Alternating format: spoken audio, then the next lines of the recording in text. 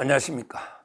이번에는 이제 최고위원 컷오프 문제에 대해서 한번 살펴보겠습니다. 처음에 이제 국민의힘 선관위에서요, 3명은 이제 컷오프를 시킨 거예요. 컷오프를. 누구냐면 이제 가로세로 연구소 김세의 이분하고요. 그 다음에 김소연 변호사, 박범계하고 이제 계속 붙었죠. 김소연 변호사. 그 다음에 김재원, 이분은 이제 최고위원도 여러 번 했죠. 대구, 경북은 이제 유일한 영남권 주자인데 3명을 이제 컷오프를 시킨 거예요. 근데 그 중에 김재원은 이제 또 이 신청에 풀었는데요. 제가 보기에 빨리 다 풀어야 됩니다. 이거는 이제 말도 안 되는 겁니다. 컷오프는. 옛날에도 이제 컷오프 했는데 왜 컷오프란 게 뭡니까? 이 말은 이제 아예 당원들이나 국민의 심판을 받을 자격조차도 없다. 이 말은 이제 당신은 아예 우리 당원이 99%, 100% 지지하더라도 아예 심판을 받을 자격이 원천적으로 없기 때문에 아예 전당대에 나갈 수가 없다. 이런 게 컷오프 아닙니까? 이 컷오프가 얼마나 세 분이 저는 부당하냐. 제가 이제 이유를 이제 4가지로 말씀드리면, 첫째는 이제 이 3명이 컷오프 될 사유가 없다는 거예요. 도대체 이 3명 컷오프 사유가 뭡니까? 예를 들어 이제 김세의 가로세로 연구소, 이분이 왜 컷오프가 돼야 되죠? 당원들이 압도적으로 지지할 수도 있잖아요. 투표는 해봐야 하는 거죠. 근데 미리부터 자격이 안 되는 그 이유가 뭐냐? 저는 모르겠어요. 저는 이게 왜 컷오프가 돼야 되는지 이유를 설명을 안 하니까 그거 유튜브 막이 안 됩니까? 그럼 이게 강용석도 안 됩니까? 같이 옛날에 가로세로 했죠. 물론 이제 탈당한 사람은 안 되겠지만 우리 당을 위해서 이제 계속 남아있고 당원으로서 이제 기여했다면 국민이나 이제 당원들한테 맡겨야지.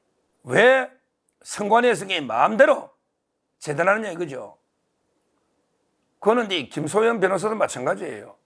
옛날에 달림은 영창으로, 달림은 이 말은 이제 문재인의 구속, 이게 표창 줄 일입니까? 아니면 이게 컷오프 시킬 일입니까? 납득이 안 돼요. 당을 위해, 보수를 위해, 자유파를 위해 많은 일을 했잖아요. 따라서 이제 이것도 사유가 없다는 거예요. 김재원은 옛날에 5.18 발언을 문제 삼았다는데, 좀 이게 어제 제가 방송에 5.18 했지만 왜 이렇게 국민의힘은 5.18 앞에만 서면 작아집니까?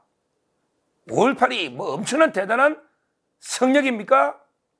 5.18에 대해서 합리적인 문제제기까지도 다 이게 컷오프 시키면 이거야말로 이게 입틀막 아닙니까? 입틀막.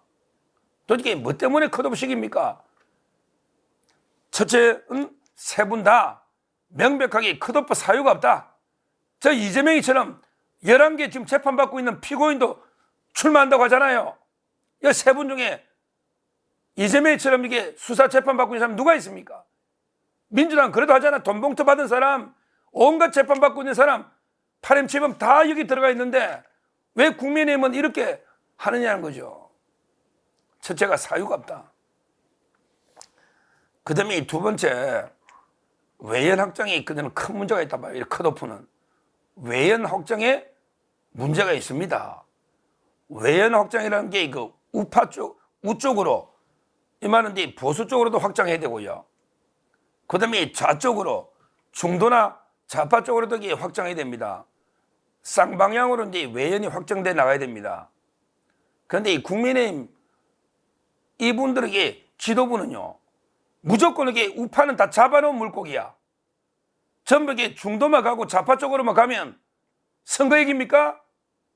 이번에 5% 외전이하고 대구 경북에 투표율이 제일 낮았다잖아요. 아니 우파는 그냥 무조건 잡아놓은 물고기니까 마음대로 숨어주고 마음대로 잘라내고 컷오프 빼도 중도만 나가면 됩니까? 민주당에서 그런 거 하는 거 봤느냐고요. 민주당에서 정의당이나 저쪽에 진보당까지도 제외하는 거 봤잖아요. 그 좌쪽에 컷오프 자르는 거 봤습니까? 뭐든지 우파는 한쪽에 우쪽에 정통 우파 쪽에 서 있으면 다 이게 거부를 하면서 단절하니 이러니까 이게 범위가 계속 좁아지는 거 아니야. 중간에 끼가지고 완전히 우파는 뭐 그저 다 우리 찍겠지 뭐 설마 이재명이 찍겠어? 근데 투표는 안 오잖아요. 안 와. 투표율이 대구 경북이 낮잖아요. 이런 식으로 이게 이재명이랑 싸운다 해서 이게 컷오프 다 시키면 우쪽으로 정통 보수 쪽으로 이게 어떻게 외연이 확장되냐 이 말이죠. 계속 이 범위를 축소하는 이런 데 역할밖에 안 된다 이 말이에요. 이게 두 번째 외연 확장, 특히 정통 우파 쪽으로 외연 확장에 문제가 있다. 이게 두 번째 이유입니다. 그리고 이제 그 세 번째, 조금 전에 제가 잠깐 언급했지만 좀 이런 것도 이게 민주당 왜 일당된지 보고 좀 이게 배울 건 배우고 비판할 건 비판하는데 좀 이게 민주당하고 한번 형평도 한번 생각해 보십시오. 형평도. 이것도 이게 중요하잖아요. 세 번째가 민주당과 형평. 민주당이 누구? 이재명이 아까 조금 전에 말했고 그걸 떠나서 이게 양문석이하고 한번 비교해보자고. 양문석. 온갖 사기 대출에 막말에 그래도 공천 주잖아요. 김준혁이는 궁중 애로사 유두 김준혁이는 온갖 그 이화여대 모욕부터 다 해도 공천 주잖아요. 그리고 자기들끼리는 야 양문석 화이팅, 김준혁이 너 특강 한번 해라 우리 부를게 이러고 있잖아요. 그러니까 좌파가 똘똘 다 뭉쳐 있잖아요. 근데 우리 세 명이 뭐라고 했습니까? 5.18에 대해서 뭐 조금만 문제 제기하면 또는 정가원 목사에 대해서 뭐 통일했다 한마디 하면 또는 달리면 영창으로 보냈다 이렇게 한마디 하면 또는 김세희 대표가 뭘 했느냐고. 아무것도 아닌데. 그런데 민주당이 막말 이런 범죄 이런 자들하고 비교해 보세요. 그걸 떠나서 이준석이는 이제 성상납으로 무고로 재판받고 있고 그 다음에 선거법으로 수사받고 있고 그런데 그 무고 이준석이 무고한 놈이 잘못입니까? 김세희 무고 고소당한 사람이 잘못입니까? 김세희가 잘못이냐? 아니면 이게 이준석이가 잘못이냐? 김세희는 진실을 폭로해서 당한 피해자고 이준석이는 무고범인데 경찰에 의하면 무고범이잖아. 기소유예 송치돼서. 근데 이준석이는 컷오프 안 하고 김세희는 컷오프 한다. 이게 말이 됩니까? 김소연 변호사도 이준석 킬러죠. 이준석에 대해서 좀 비판했죠. 근데 그게 왜 문제됩니까? 왜 문제되느냐고. 아니 문재인 구속, 이재명 구속 이거 주장하면 이게 컷오프입니까? 제가 정치 안 하는 그게 출마 안 하지만 저도 이재명 구속해라, 문재인 구속해라, 이준석이 구속해라. 그러면 저도 출마하면 다 컷오프 당하겠네요. 다 컷오프 하면 이게 말이 됩니까? 저는 저쪽에 출마자들하고 민주당, 특히 이준석 당 형평을 봐라. 이 세 명은 양반이다, 양반. 그 자들에 비하면 뭐 문제 있냐고요. 이게 세 번째, 민주당이나 개신당 형평을 이게 비교해봐라.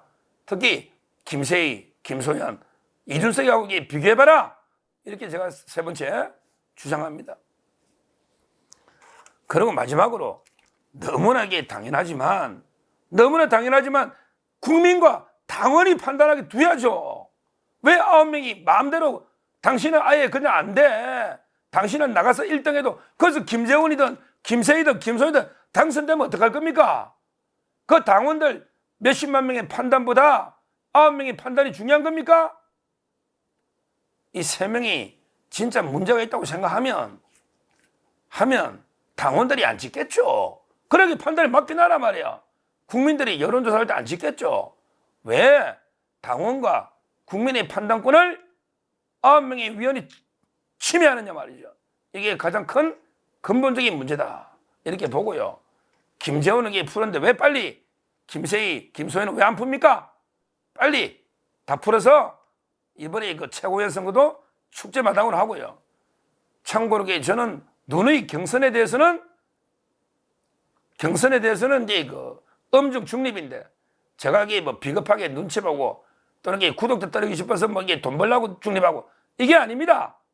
누구 하나라도 제대로 심판이 필요하고 선거 끝나면 또 하나가 되려면 누구 하나라도 중심을 지키고 있어야 나중에 한동훈, 원희룡, 나경원 후보 다 모이고 악수하고 하나 됩시다. 이런 사람도 있어야 되잖아요. 전부 유튜버들이 다 어느 쪽에 다 편으로 붙어버리면 나중에 그 통합은 화해는 누가 할 겁니까? 그런 제 나름대로 이게 소신, 사명감으로 이게 중립이지 뭐 이게 구독자 몇 명, 돈 몇 푼 이게 때문에 이게 중립을 지키는 건 아니라는 거. 저도 중립 되게 싫어합니다. 제가 이재명이 문재인 이준석과 싸우는데 중립 지키는 거 봤습니까? 저 중립 싫어해요. 그리고 이제 다음 주에 이쪽 저쪽 또 이제 최고위원들도 거기 있잖아요. 서로 이제 러닝메이트가 있으니 다음 주에 그 7월 3일 날 수요일 날은 장동혁은 이제 그 한동훈 캠프의 그 자장 장동혁. 그 다음 날은 7월 4일은 인요한은 이제 또 원희룡 캠프의 러닝메이트 아닙니까?